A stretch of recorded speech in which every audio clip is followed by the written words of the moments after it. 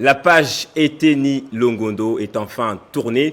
L'actuel gouvernement avec ce lot des priorités. Nous avons un nouveau ministre avec pratiquement un nouveau ministère, je puis dire ainsi, parce que la dénomination même a changé. On parle maintenant du ministère de la Santé publique, de l'hygiène et de la prévention des maladies. On comprend bien que le chef de l'État a intégré cette notion prioritaire des urgences santé dans le monde. Il y a notamment la couverture santé universelle qui est importante. Le Covid-19 a montré à la face du monde combien les infrastructures sanitaires dans les pays en voie de développement étaient vétustes, combien les gens se sont exposés à plusieurs maladies. Il y a beaucoup de travail à faire certainement avec le nouveau ministre qui est du MLC, Jean-Jacques Mbungani. On parle justement des urgences, des priorités auxquelles le ministre doit faire face avec le docteur urgentiste André Panda. Bienvenue à vous. Merci. Alors j'ai fait mon introduction, 2 années ici par lesquelles nous traversons justement dans le monde et sont marquées plutôt par le Covid-19. Oui. En RDC, il y a un petit changement au niveau de la dénomination du ministère. On comprend bien que cette fois-ci, le chef de l'État va attaquer au front les maladies, prévenir également d'autres maladies. On va prendre le petit portrait du nouveau ministre, question de permettre à ceux qui nous suivent de comprendre, de connaître justement ce nouveau patron de la santé congolaise. Après, on revient pour parler des priorités avec le docteur André Panda. Merci.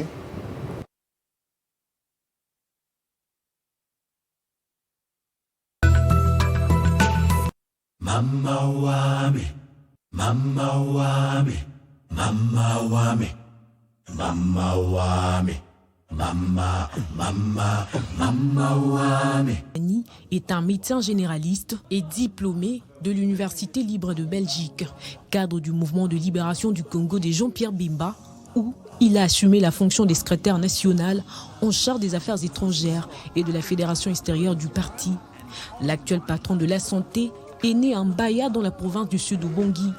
Dr Jean-Jacques Mbungani possède un long cursus professionnel d'une trentaine d'années dans le monde médical. Mama wami, mama wami, mama wami, mama wami, mama wami. 1999, à ses jours, il excelle dans ces domaines qui est le couronnement de sa formation académique à l'Université Notre-Dame de la Paix, à Namur, à l'ULB, à Bruxelles.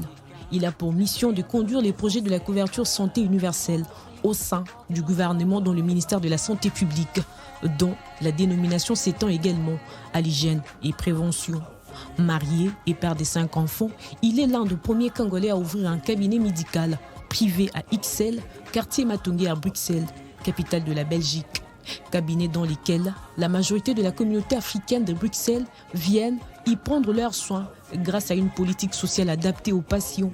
Au MLC, il devient dès 2003 le représentant pour la zone du Benelux, puis secrétaire national adjoint MLC extérieur, avant d'en devenir le titulaire en 2013 jusqu'à ses jours. De décembre 2018, juin 2019, il a été coordonnateur des relations extérieures de la coalition Lamouka. Ce lieutenant de Jean-Pierre Bemba a exercé entre 2005 et 2007 les fonctions de consul général de la République démocratique du Congo en région flamande à l'époque de la transition 1+4 de 2003 à 2006. Son ONG, les Amis de Jean-Jacques Mbungani, une structure sans but lucratif, milite contre la pauvreté et met en place des actions en faveur de personnes vulnérables à Kinshasa. Elle s'étend petit à petit dans le Congo profond. I glorify my skills, I glorify my car, I glorify my people, I glorify my power. Voilà, je dis merci comme ça à Jenny Kayembe et à Christian Sanjola pour ce portrait bien animé. Docteur Panda, vous avez certainement eu l'occasion de découvrir le nouveau ministre de la Santé. Il est à la fois politique parce qu'il fait partie du MLC, le mouvement de Jean-Pierre Bemba, mais on le présente également comme médecin généraliste. Il y a comme ça, depuis plusieurs années, on a des ministres qui sont des médecins. Est-ce que c'est le profil qu'il faut? On doit absolument être médecin pour occuper cette fonction de ministre de la Santé.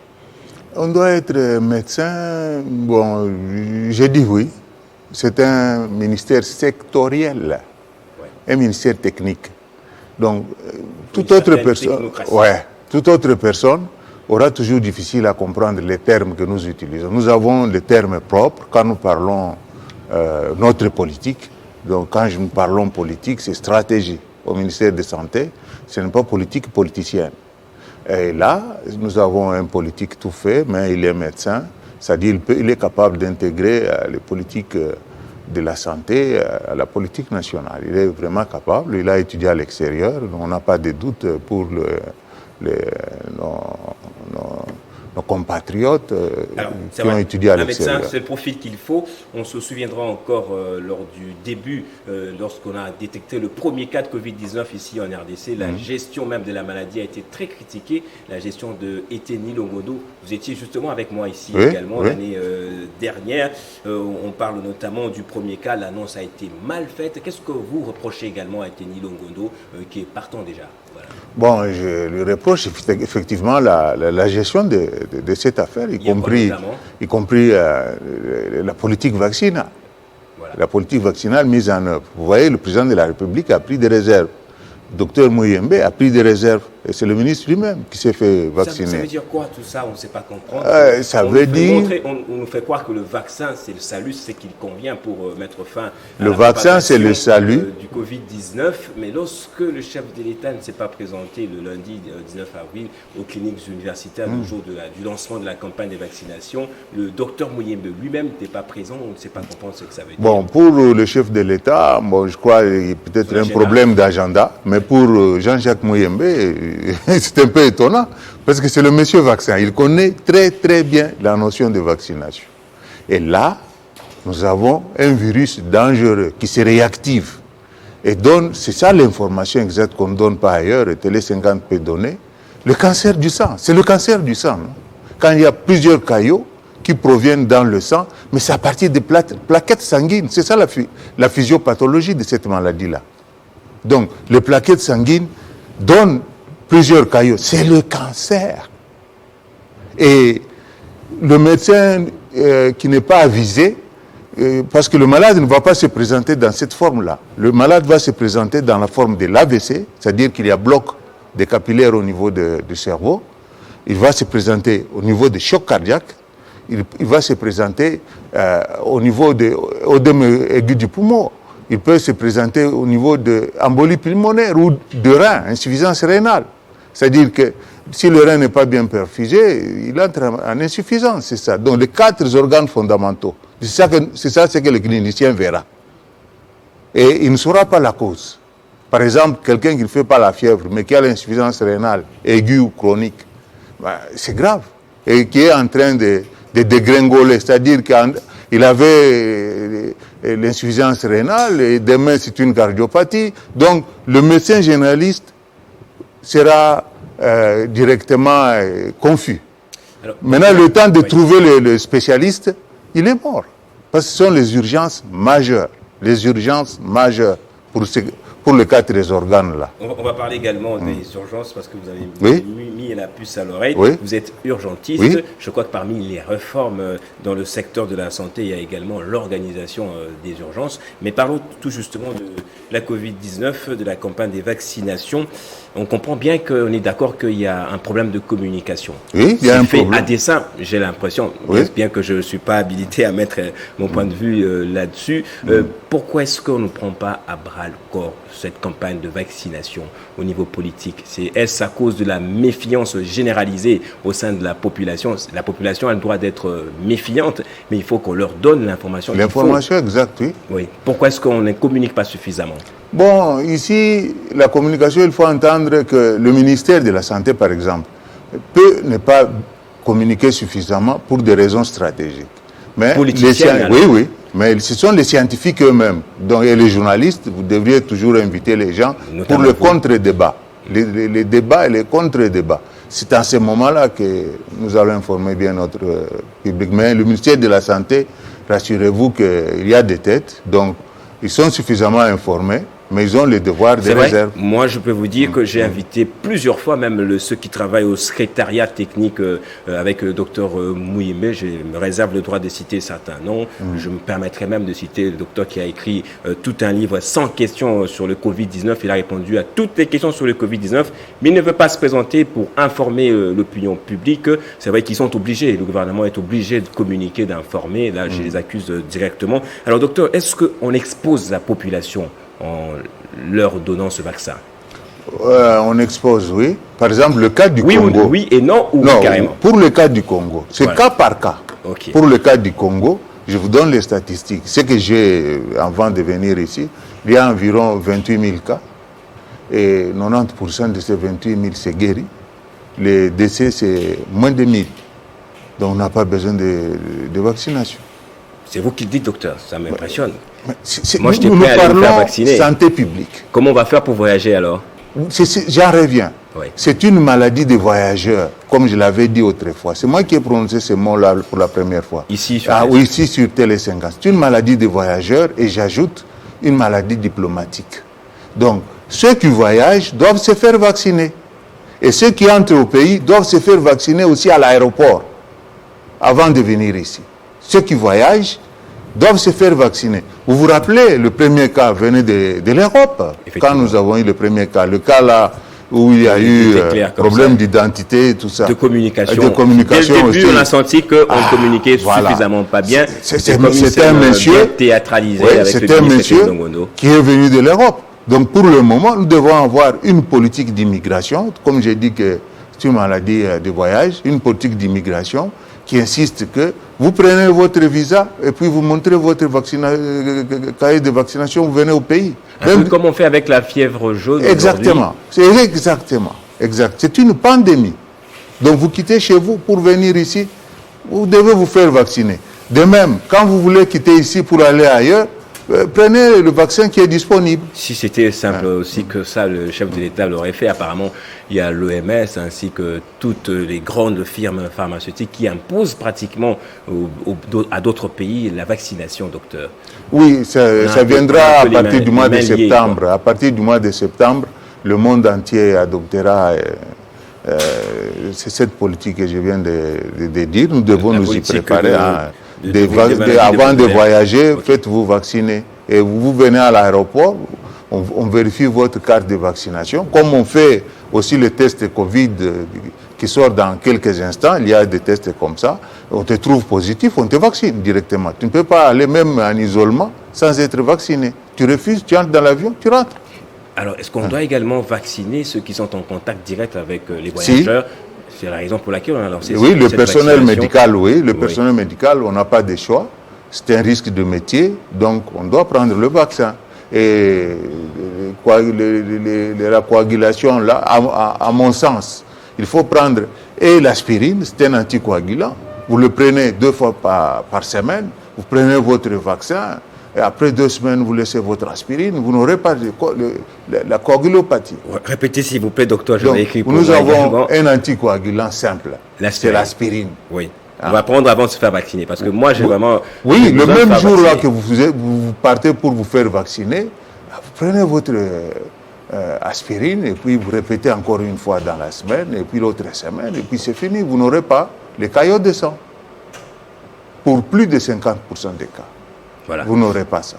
Alors, vous dites qu'il n'y a pas opportunité de faire vacciner les Congolais, notamment en raison justement du nombre de décès qui est très bas. Qui est très bas. Oui, mais on a déjà des gens qui sont fait vacciner. Les lundis, ils étaient au nombre de 96. Je ne sais pas jusqu'à aujourd'hui si ça fait combien docteurs. Alors, quelle information on doit avoir concernant ce vaccin? Bon, ça dépend de la politique du ministère de la Santé. Je ne dis pas que le vaccin c'est mauvais. Non, ça je ne dis pas. Le vaccin c'est une arme efficace, préventive et aussi agressive. Donc, traite la cause même. Parce que à partir du moment qu'on booste l'immunité, donc on prévient l'infection, en même temps qu'on est capable de détruire cette infection-là quand elle surviendrait. Mais il s'est fait, ça c'est ce qu'on ne dit pas, dans la population, il y a une immunité croisée ici chez nous. Nous avons un faible taux de décès par rapport au monde. Sur 30 000 cas, nous avons... 2000, alors, donc nous n'avons pas besoin de vaccin immédiatement. On a besoin comme de quoi, tambour. docteur? Nous avons besoin d'un antiviral. D'un antiviral. Faites-vous également la promotion des produits Made in Congo?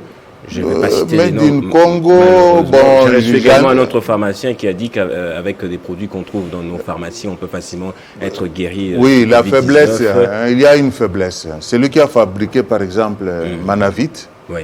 bon, vous avez entendu quand ils parlent, ils font de la promotion.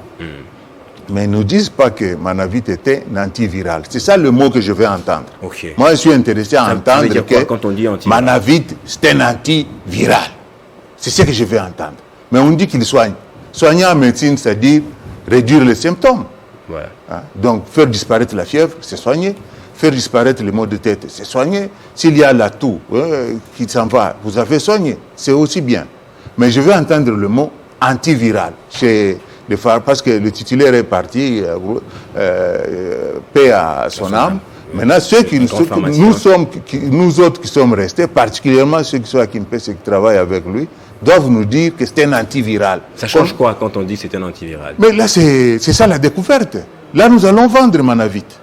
S'il est antiviral, mais vous mettez l'antiviral, vous mettez le vaccin, mais l'épidémie est terminée. L'épidémie est terminée. Autrefois, quand j'avais introduit la chloroquine, j'avais refusé de dire que c'était un antiviral parce qu'il y avait des concurrents. Ah bon? La chloroquine est un antiviral. Est un antiviral qui agit sur la protéase.